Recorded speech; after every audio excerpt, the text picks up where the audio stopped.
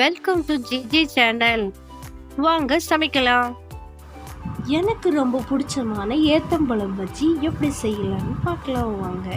இன்னைக்கு அதை எப்படி செய்யறதுன்னு உங்களுக்கு காமிக்கிறேன். This video is sponsored by Genreviews.online. இப்போ அந்த பஜ்ஜி எப்படி போடலான்னு பார்க்கலாம். நான் ஒரு 300 கிராமுக்கு மைதா மாவு எடுத்திருக்கேன். இந்த மைதா மாவில் தான் நம்ம அந்த பஜ்ஜி பண்ண போகிறோம். கோதுமை மாவில் கூட பண்ணலாம். நான் இதில் ஒரு அரை டீஸ்பூனுக்கு பேக்கிங் பவுடர் சேர்த்துருக்கேன். இது ஆப்ஷனல் தான். உங்களுக்கு விருப்பம் இருந்தால் நீங்கள் சேர்த்துக்கலாம், இல்லைன்னா இது ஸ்கிப் பண்ணிடுங்க. இது உங்களுக்கு நல்ல புஃப்னு வர்றதுக்காக ஹெல்ப் பண்ணும். அப்புறம் ஒரு பிஞ்சு சால்ட் நான் இதில் சேர்த்துருக்கேன். அது டேஸ்ட்டை என்ஹான்ஸ் பண்ணி கொடுக்கும். ரொம்ப போடாதீங்க, சின்னதா கொஞ்சமா. நான் போட்டலையா, கொஞ்சமா போடுங்க. இப்போ இதுக்கு தேவையான அளவு நம்ம ஜீனி ஆட் பண்ணிக்கிறோம். இப்போ எவ்வளவு வேணுமோ அதுக்கு அளவுக்கு ஆட் பண்ணிக்கிறோம். நீங்க ரொம்ப இனிப்பு போட்டீங்கன்னா ஒரு மாதிரி அந்த கலர் ரொம்ப ப்ரௌனிஷ் ஆயிடும். ஸோ நான் இதுக்கு ஒரு 10 ஸ்பூன் ஜீனி சேர்த்துருக்கிறேன்.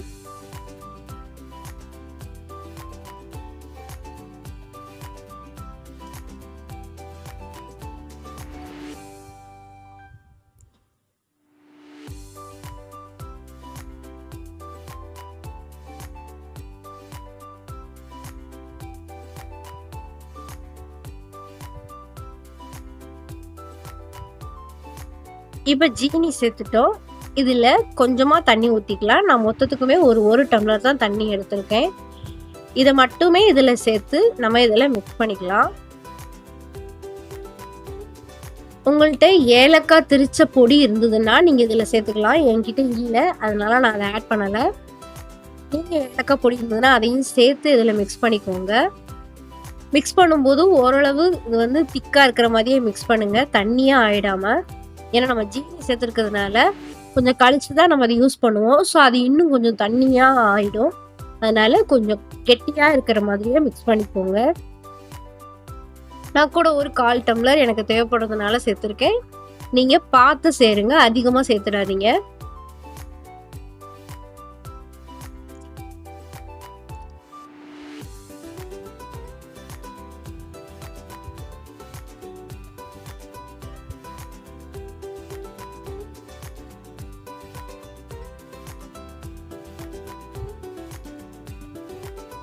இதை நல்லா இந்த மாதிரி விஸ்கு கரண்ட் வச்சு நல்லா கலந்துக்கோங்க. கட்டிலாம் இல்லாத அளவுக்கு நல்லா கலந்துக்கோங்க.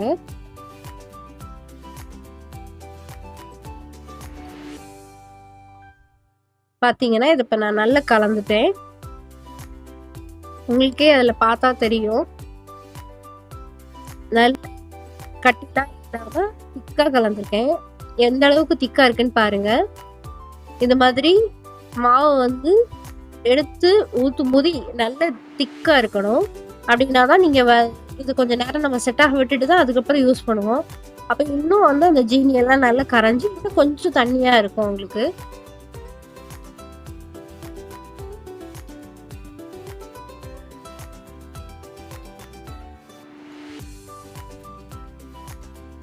இதை ஓரமாக நம்ம வச்சிடலாம். இப்போ நான் ஒரு 6 ஏத்தம்பழம் எடுத்திருக்கேன். நேந்திரம் பழம்னு கூட சொல்லுவாங்க. அந்த பழம் ஒரு 6 எண்ணம் எடுத்திருக்கேன்.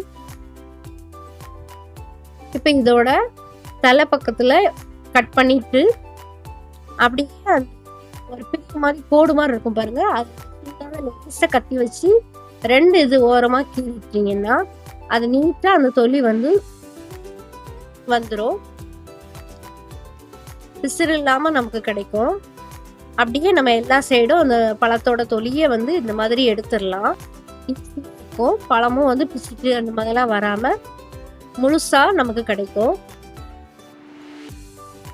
நான் இந்த மாதிரி 6 பழத்தையும் எடுத்துக்கிறேன். இப்போ நம்ம அந்த பழத்தோட இதை குட்டி குட்டி பீசஸா கட் பண்ணிக்கலாம்.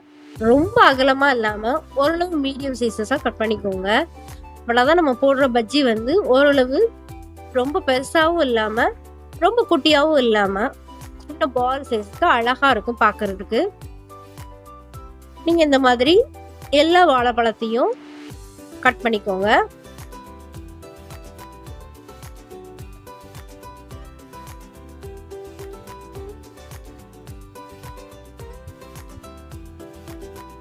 இப்ப பாத்தீங்கன்னா நான் எல்லா வாழைப்பழத்தையும் கட் பண்ணிக்கிட்டேன். இப்போ இந்த மாவு பாத்தீங்கன்னா விட நல்ல லூஸா இருக்கும் பாருங்க. நான் அப்ப எடுக்கும்போது அந்த விஸ்கில இருந்து விழறதுக்கே ரொம்ப கஷ்டமா இருந்துச்சு. இப்ப அப்படின்னா நல்ல அப்படியே லிக்விடா அப்படியே ஈஸியா விழுது பாத்தீங்களா. இந்த மாதிரி தான் இருக்கணும். தண்ணியாவும் இருக்கக்கூடாது அண்ட் ரொம்ப திக்காவும் இருக்கக்கூடாது.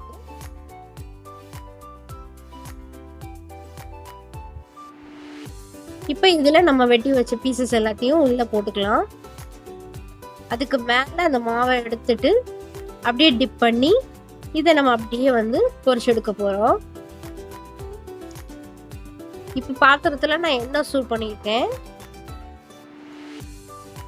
இந்த எண்ணெயில நம்ம எடுத்த அந்த வாழைப்பழத்தை மாவுல முக்கி அப்படி ஒண்ணா போடலாம். அந்த பழத்தை சுத்தி கொஞ்சம் நிறைய மாவு இருக்கிற மாதிரி நல்லா திக் லேயரா டிப் பண்ணி போடுங்க. அப்பதான் அந்த பஜ்ஜி சூப்பரா பஃப்னு வரும். அது நல்லா பொரிஞ்சு வரும்போது நல்ல குண்டு குண்டுன்னு அழகா இருக்கும்.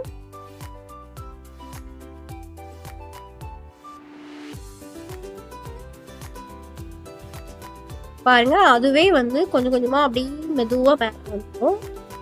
நீங்க போட்டுட்டு உடனே கரண்டி எல்லாம் போடாதீங்க.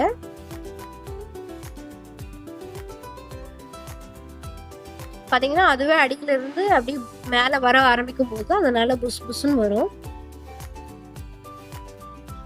இதுக்குதான் அந்த பேக்கிங் பவுடர் நான் சேர்க்க சொன்னது. பேக்கிங் சோடா இல்லது, பேக்கிங் பவுடர்.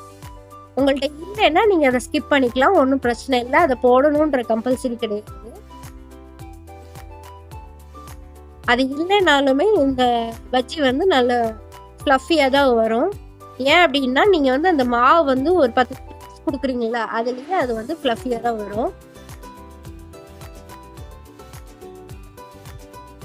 இந்த மாதிரி நல்லா கலந்து விட்டு பொரிக்க விடுங்க. ஏன்னா சில இது ஒன் சைடாவே வந்துடும்.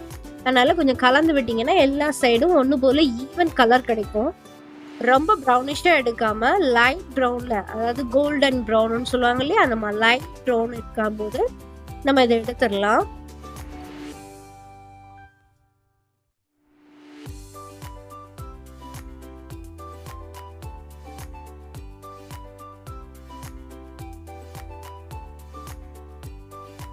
பாத்தீங்கன்னா இந்த மாதிரி லைட் ப்ரௌன் இருக்கும்போது நம்ம இதை எடுத்துக்கலாம்.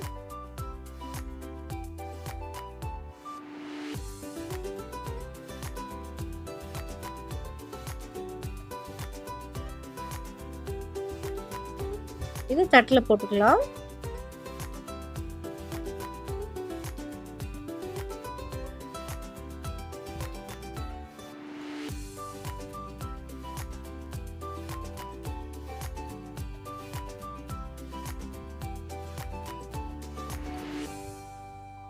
இப்ப பாத்தீங்கன்னா நம்ம செஞ்ச இது ஒரு ஸ்வீட் ஸ்நாக்ஸ்.